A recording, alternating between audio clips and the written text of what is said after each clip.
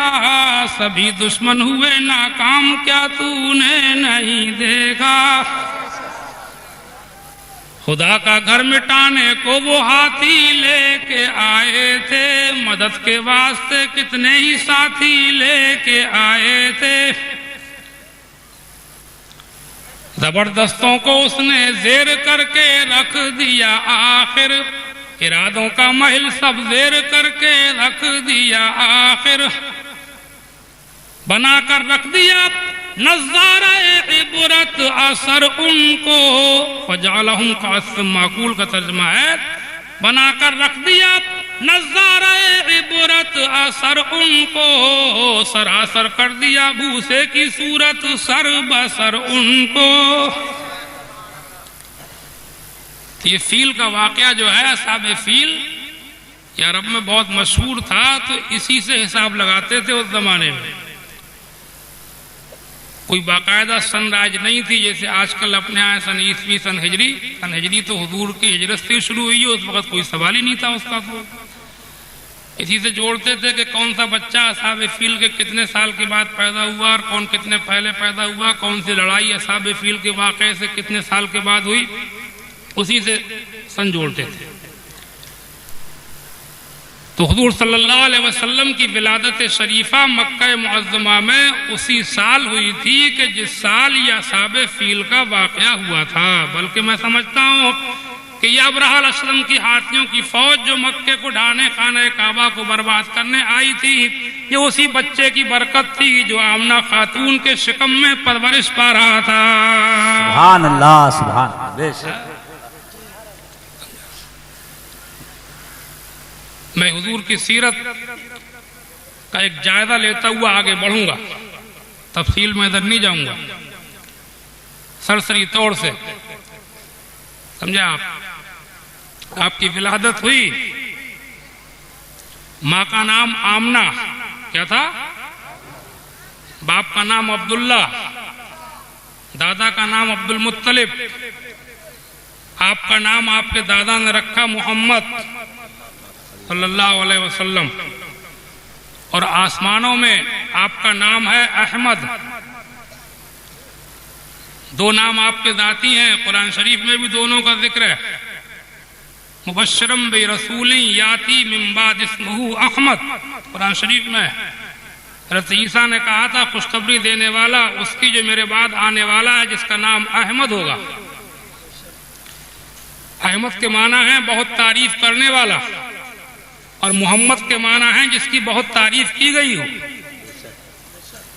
आप अहमद भी हैं और मोहम्मद भी हैं।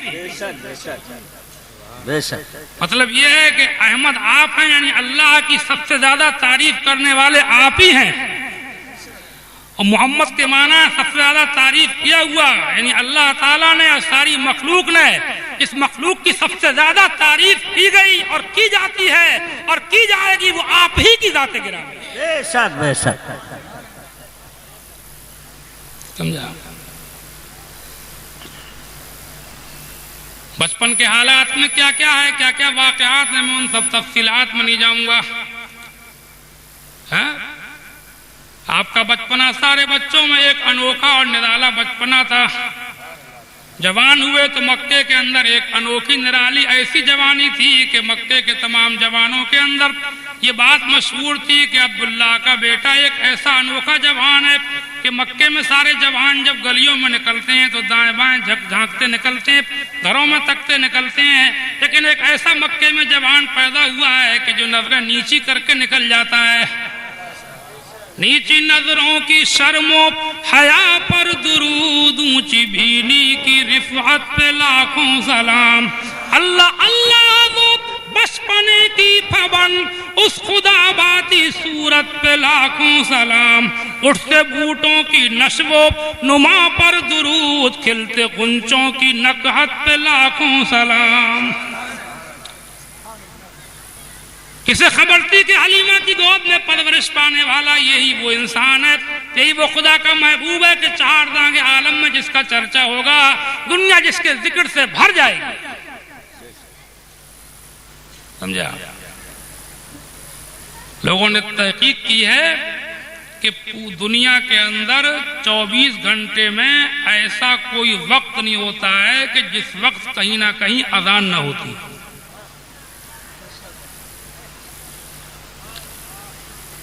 क्योंकि टाइम बदलते रहते हैं ना, 2 घंटे का, 3 घंटे का, कहीं 2.5 घंटे का। पाकिस्तान से अपने यहाँ का 1 घंटे का फर्क है, सऊदिया से 2.5 घंटे का फर्क है, समझे आप। वहां पर 2.5 घंटे बाद में होता है टाइम। सूरज भी अपने यहाँ पर आप देखेंगे, सूरज निकलता होगा तो उसके 2.5 घंटे के बाद वहां निकलेगा। जो और मुल्क दूर हैं, इंग्लैंड वगैरह, यहाँ तो रात दिन का फर्क है। अपने यहाँ दिन होती है तो वहां रात होती है, दिन होता है तो वहां रात होती है। ऐसी कहीं मिनटों का, कहीं घंटों का अपने इलाके में भी फर्क है, समझे आप बादामपुर चले जाइए, 2 मिनट का फर्क है। दिल्ली से बरेली में 9 मिनट का फर्क है, 9 मिनट आगे। जहां आपके यहाँ मगरिब की अजान जब होती है, आप किसी को फोन करिए, जब सूरज जहां पर डूबता होगा तो दिल्ली में आप किसी को फोन करिए, बताएगा अभी हमारे यहाँ किरणें दिखा रही हैं सूरज को। पूरब में आप बढ़ेंगे तो कुछ पहले टाइम मिलेगा आपको। पीलीभीत शाहजहां पर 1-2 मिनट पहले है, लखनऊ 6 मिनट पहले है, आजमगढ़ बलिया गोरखपुर के इलाके और 10-12 मिनट पहले हैं। बिहार में जाइए तो और 20-25 मिनट पहले है। आसाम में जाइए और आधा घंटे का फर्क पड़ जाएगा अपने हिंदुस्तान में ही। और दूसरे मुल्कों में घंटे 2 घंटों का फर्क होते हुए दीगर मुल्क में पूरी रात और दिन का फर्क हो गया। क्योंकि तो इसका अंदाजा ये होता है, लोगों ने हिसाब लगाया कि हर जगह की नमाज और अजान के औकात क्योंकि अलग अलग बन जाते हैं सूरज के हिसाब से, तो पूरी दुनिया में कोई ऐसा टाइम नहीं है इस वक्त कहीं ना कहीं अजान ना होती। 24 घंटे अल्लाह ने पूरी दुनिया में अपने और अपने नबी के जिक्र से भर दिए। जब अजान होगी तो अल्लाह का जिक्र भी होगा और उसके नबी का जिक्र भी होगा। जो जमीन और आसमान के बीच जो 24 घंटे हैं, रात दिन का कोई समा ऐसा नहीं है, कोई घड़ी ऐसी नहीं है, कोई लम्हा ऐसा नहीं है, कोई साथ ऐसा नहीं, साथ ऐसी नहीं है कि जिस साथ में अल्लाह का जिक्र ना होता हो और मोहम्मद का चर्चा ना हो। समझे?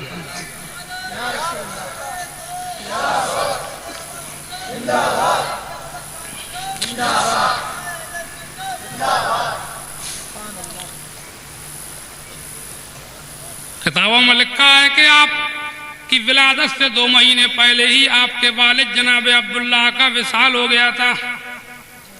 अभी आप शकम मादर ही में तशरीफ फरमा थे, 2 महीने पहले हज़रत अब्दुल्लाह का विसाल हुआ। 6 साल के हुए तो आपकी वालिदा माजिदा सैयदा आमना खातून ने पर्दा फरमाया।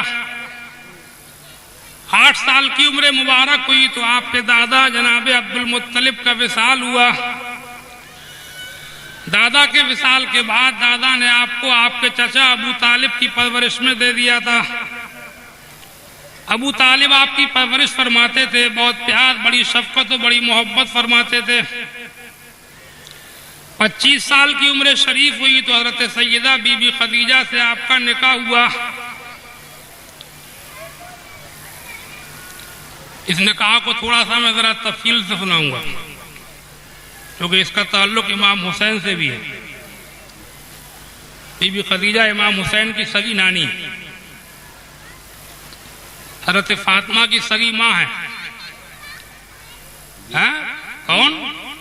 बीबी खदीजतुल कुबरा। खदीजतुल कुबरा भी कहते हैं, खदीजा भी कहते हैं। हुआ ये कि अल्लाह के रसूल सल्लल्लाहु अलैहि वसल्लम जब जवान हुए मक्के के अंदर तो आपकी ईमानदारी का बड़ा चर्चा था। आपने तिजारत के लिए 2 सफर किए। मुल्क शाम के पहला सफर अपने चचा अबू तालिब के साथ फरमाया। दूसरे सफर का किस्सा यह है कि बीबी खदीजा बहुत मालदार खातून थी, बेवा थी, साहिब हुस्न जमाल थी, अच्छे ऊंचे आला नसब घराने की थी, निहायत मुतमव्विल थी, निहायत मालदार थी।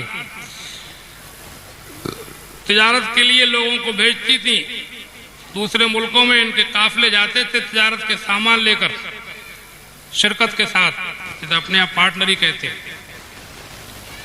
इन्हें किसी ने बताया कि मक्के में एक नौजवान जिनका नाम नामी मोहम्मद है, जो अब्दुल मुत्तलिब के पोते हैं, अबू तालिब की परवरिश में रहते हैं, वो मक्के में सबसे ज्यादा ईमानदार हैं। सुभान अल्लाह, सुभान अल्लाह। खदीजा इनके चर्चे सुनती रही। एक दिन हुजूर को बुला करके उनसे अर्ज कर ही दिया, मैं चाहती हूँ कि आप सफर में जाएं, मेरे तिजारत का सामान ले जाएं, मेरे गुलाम मैसरा को भी ले जाएं। रसूल पाक सल्लल्लाहु अलैहि वसल्लम ने मुल्क शाम का सफर किया। खदीजा का माल लेकर के आप तिजारत के लिए मुल्क शाम तशरीफ ले गए। उनके गुलाम मैसरा आपके साथ थे।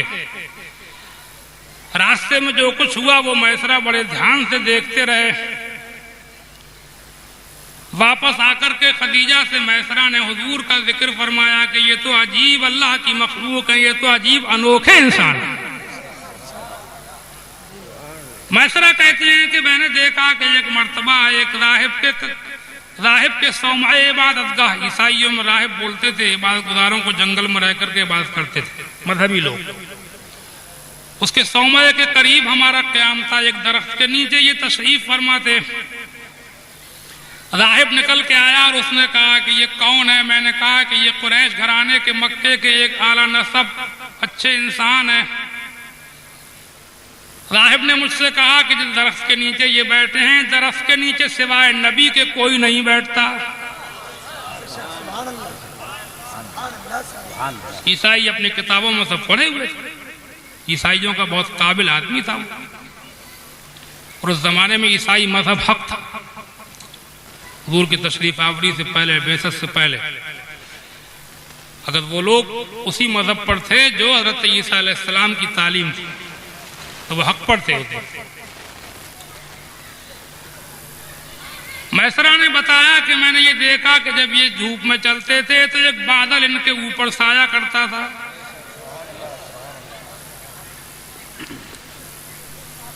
फरिश्तों का भी जिक्र है एक रिवायत में कि मैंने इनके ऊपर फरिश्तों को देखा। बादल इनके साथ साथ धूप में चलता था, जिधर ये जाते थे उधर बादल जाता था। ये सब बातें जब खदीजा सुनती हैं, मैसरा ये बातें सुनाते रहते थे। खदीजा के दिल में हुजूर की मोहब्बत बढ़ती जाती थी। एक दिन आखिर वो खदीजा के जिन्होंने कभी निकाह न करने का इरादा कर लिया था, अरब की एक मुतमव्विल शरीफुन नफ्स, एक पारसा इफ़्फ़त मआब, साहिबे इफ़्फ़तो असमतो इज्जत खातून थी। अरब में ऐसी औरतें बहुत कम थीं कि जो अपनी इफ़्फ़त और असमत का ख्याल रखती थी। आज़ाद ख्याली आवारागर्दी का जमाना था, बेहयाई का दौर दौरा था, हर बुराई वहां पाई जाती थी। बहुत कम ही ऐसी थी जो शरीफुन नफ्स होती थी। खदीजा उन्हीं में से थी। इन्होंने निकाह न करने का फैसला कर लिया था। इनके साथ कोशिश की गई थी लेकिन इन्होंने किसी के निकाह का पैगाम कभी कबूल नहीं किया था। अल्लाह के रसूल की खूबियां सुन करके अल्लाह के रसूल से इनको निहायत मोहब्बत हो गई और एक दिन पैगाम भेज दिया कि मैं आपसे निकाह करना चाहती हूँ।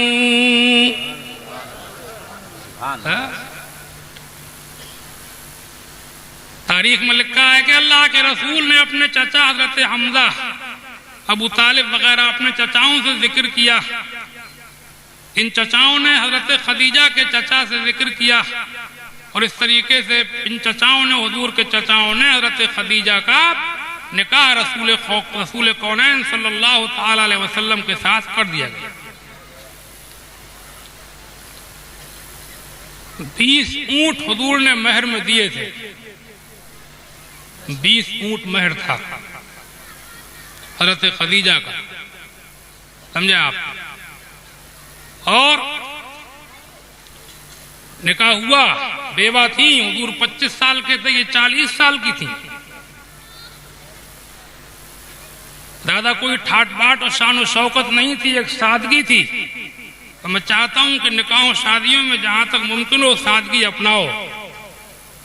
खाली जिक्र सुनने से काम नहीं चलेगा, कुछ अल्लाह वालों की सीरतें अपनाने की कोशिश तो करो। अल्लाह ताला तौफीक अता फरमाए। यही बीबी खदीजा है, सुभान अल्लाह, जो इमाम हुसैन की नानी है। यही खदीजा है कि जिन्होंने हुजूर सल्लल्लाहु अलैहि वसल्लम का गले गले पानी में, मुश्किलात में, बड़ी बड़ी मुसीबतों में साथ दिया। यही खदीजा है कि जब रसूल खुदा सल्लल्लाहु ताला अलैहि वसल्लम गारे हिरा में इबादत करते थे पहाड़ के ऊपर जाकर के बैठ जाते थे, कई कई दिन तक वहीं पर अल्लाह का जिक्र, उसकी इबादत में मशगूल रहते थे। यही खदीजा हैं कि जो अल्लाह के रसूल को पहाड़ की चोटी पर खाने पीने का सामान पहुंचाती थी। सुभान अल्लाह, सुभान अल्लाह। हदीस में लिखा है